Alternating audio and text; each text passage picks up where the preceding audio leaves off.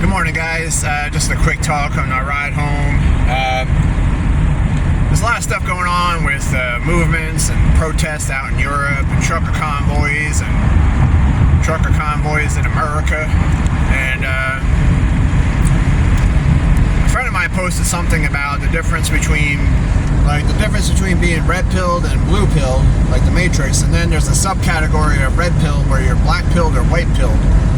And I wanted to make sure that you understand that I don't have a lot of, first of all, I don't believe in hope. I despise the word hope. Because hope is you sitting on your ass believing that things will get better, but not doing anything to actually make it happen. You're just like, oh, I hope things get better. I have hope. But you're not doing anything to change the situation. So why would it change? You know what I mean? Like, hope is like, you know, if you're gonna have hope, you know, you gotta be getting off your ass. You gotta change, you gotta alter the way things have been, so that, because otherwise, you know, why would they change? They're just gonna keep you know, on the same trajectory. You have to do something. You can't just, and that's what, you know, that's where movies kind of do us a disservice, because you know, this culture that we have where the hero literally never loses, ever.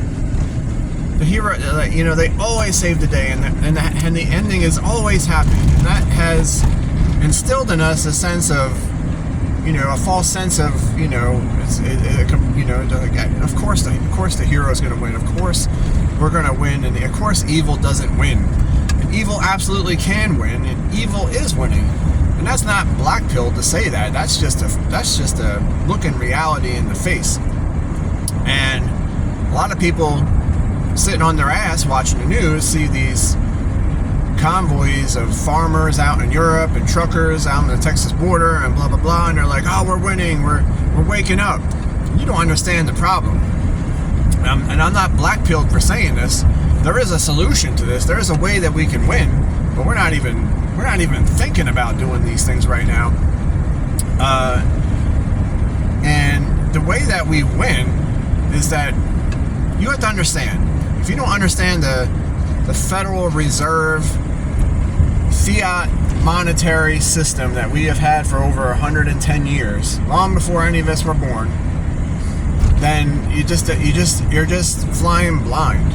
Because the Federal Reserve, for those who know, is neither federal nor has anything in reserve. It is a private banking cartel that was established in 1913 by the worst president ever. You think it's Joe Biden? No, it was Woodrow Wilson. He's also responsible for the income tax. You're welcome. So this private cartel of bankers was given basically a monopoly on counterfeiting, because they can create as much money as they want out of nothing, give it to whoever they want, and nobody really has to know about it. There's like a thin veneer of a facade of government oversight, but it's all bullshit. It's all just a dog and pony show, like everything else in the society. So over the years, it's been their task to create as much money as possible and buy up as much of our society as possible in such a way that it doesn't bring the whole thing crashing down at once, before they were able to actually do it. Because if they had created, you know, enough money to buy all the things that they had back then, the system would have collapsed before they were able to do it. But over the course of 110 years, the value of the dollar has lost, like, especially in recent years, like back in like 2007, when I became wise to the economic reality in this country of what our economy and our monetary system is built on. In 2007, the dollar had lost 96% of its value since 1913. Like, all things being equal, they should almost be giving loaves of bread away, because the technology and the efficiency with which they can create a loaf of bread. I mean, a loaf of bread was worth a nickel back then. So why would it be $3 now? You know, we can grow way more wheat, and we can grow way more, you know, of the products that are in bread, and we can create it much more efficiently in terms of labor costs. So why would it be $3 instead of 5 cents? because they destroyed the value of the currency. And everybody's like, they want a living wage and they want to live, like they're not getting paid enough, and they don't understand. The reason you're not getting paid enough is because the government and the Fed keep raising the cost of living artificially. But, so over the course of this 110 years, the Fed, the money powers, have literally bought society. Like everything that you can think of in society, they own it. They might not own every hectare of land or every acre of land, but they own all of the institutions. They own the government for sure. All your politicians are owned. They own the military. And I'm sorry to say, the military is just not a place for a decent person to be. Because you're following the orders of absolute madmen. Like, the president of the United States is not really the president because the Federal Reserve System bought politics. So he's just a puppet. And then they got the military-industrial complex, which is why we go to war in the first place. You can watch Eisenhower warned us of the military-industrial complex in his farewell speech, because it's an entire $1 trillion industry, or maybe even more, that was created on the premise that we have to be at war. And if we're not at war, they go out of business, and all of these jobs and infrastructure are just gonna rust away and rot. So we have to be at war. It's a very, very it's a dangerous situation to have that industry there where you have to be at war for it to exist. And for it to exist, there has to be war. I mean, so they own the military, they own the schooling, all of this garbage education that your children are getting, not accidental. They wanted you to be dumb and content and thinking in that hive mind. Don't rock the boat. Don't step outside the established paradigm. They own the food system. They own the medicine. They own the churches, the big churches that most people do their worshiping and that do their where they get their moral guidance from. They own that. That's why you're getting like abominations coming out of the church. Accepting transgenderism and all this sorts of things. So literally and I don't. Did I say education? I mean, like, they own everything. They own it. And now we're at the point where they own so much that there's no reason for them to worry about profit anymore, because they own everything. So what do they need money for? They own everything. What do you need money for if you already own everything? And they're going to have some semblance of an economy, but they really don't. The technology exists such as they really don't. The ruling class really doesn't need us to run the economy anymore, so they can make more money and acquire more things. They already own all the things. They are already all powerful, and they don't really need us anymore. So the whole paradigm where like we the people have power within the system is just gone. It's out the window. We have no power in this system. They don't need us. They don't give a shit. You can protest all you want. You can even burn their cities down. They don't care. They'll be on their private islands, or their yachts, watching it all, smoking a Cuban and laughing about it. They don't need us anymore. They're trying to get rid of us. The people that they're trying to get rid of are the ones protesting right now. The farmers, the regular people, the plebs, and all of these migrants that they're bringing in are just being there. They're just being brought in, waiting for you to shuffle off this mortal coil so they can take your place inside the smart cities. So they'll be operating inside the smart cities, doing the bare minimum for the elites to have what they need. And all of this flyover country that I'm driving through right now will be returned to nature. That's Agenda 21. That's Agenda 30. This isn't a conspiracy theory. They said they were going to do this.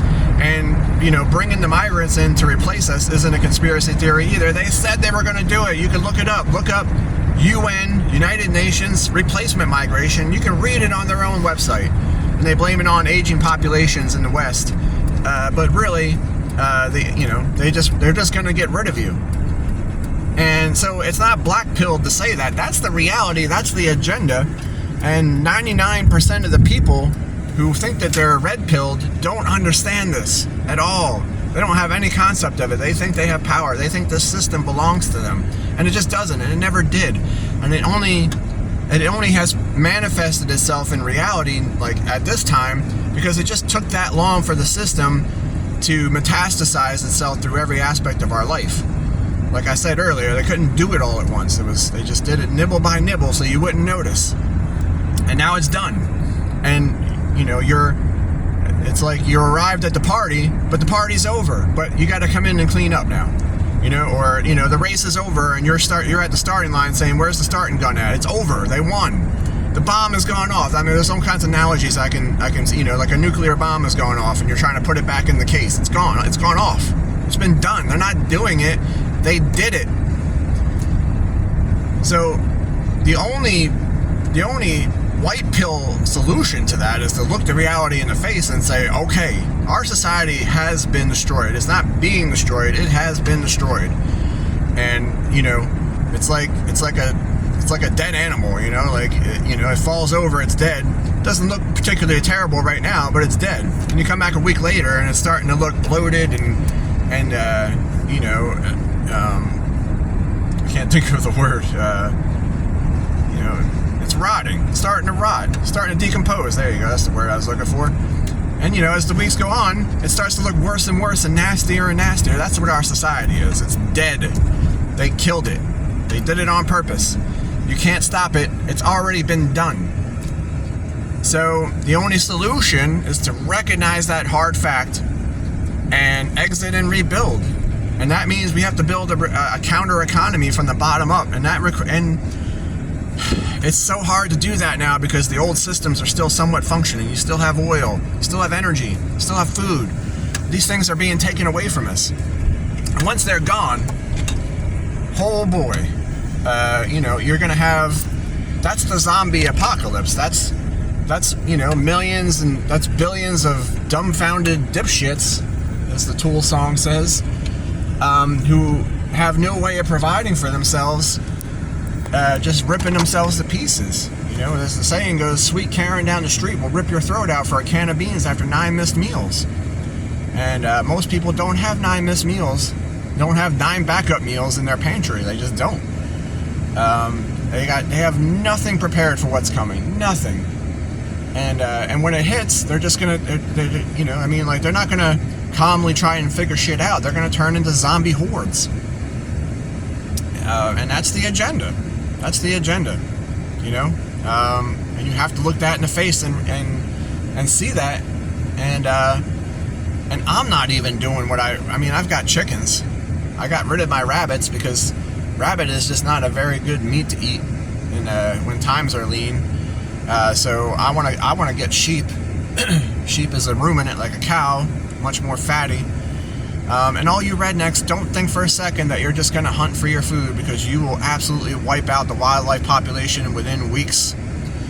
You know, just all of you hunters out there, all hundreds of millions of you, all just hunt. Like wildlife is just something that exists out there, like grass. No. As a matter of fact, in the Great Depression, in a lot of areas, there was no wildlife. They wiped it out. There was no birds. Like I heard someone say yesterday that in North Korea, there's no wildlife because the people are so poor they ate them all. You know, there's no birds, there's no squirrels, there's no lizards. They ate them. That's what we're gonna do once the food on the shelves runs out. You know, we're gonna eat the wildlife and then we're gonna eat each other. And that's not a black-pilled way of looking at things, dude. That's just the hard, cold facts looking at reality. And if you're going to be like, no, we have to have hope, but you're just sitting on your ass watching football, going to work every day, coming home, and just living your life like you have your entire life, then, you know, hope is bullshit. And that's, you know, I mean, that's blue pill thinking right there. You think you know what's going on, but you're not doing anything about it. That's blue pill thinking. It's not even red pill thinking. You're just lying to yourself. You're delusional. So anyway, good morning. It's a sunny day. There's my sunny message for y'all. I love you guys. You know, the best thing that I can tell you, if you don't have the means to exit and rebuild, and I really don't have it. We've got something going on, and maybe possibly something in the future. But get yourself right with God, with Spirit, with the universe. Bring yourself peace. Don't panic. Don't live in fear. Times are going to get hard, but living in fear is only going to make it harder.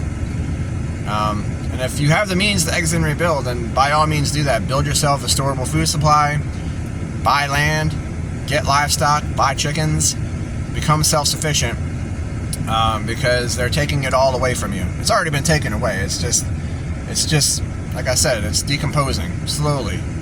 Things are somewhat functioning right now, and that's what keeps you from action, from taking action. But it ain't going to be that way for much longer. If you listen to their agenda, you got maybe, like, if you're lucky, 6 years. 6 years, 2030. 2030 is going to be absolutely nightmarish. And, driving your tractors downtown and honking your horns and dumping manure on their front steps is not going to stop it. Not going to stop them. Because it's already been done. Like I said, it's already been done. So, anyway, I don't want to keep going on. I love you guys.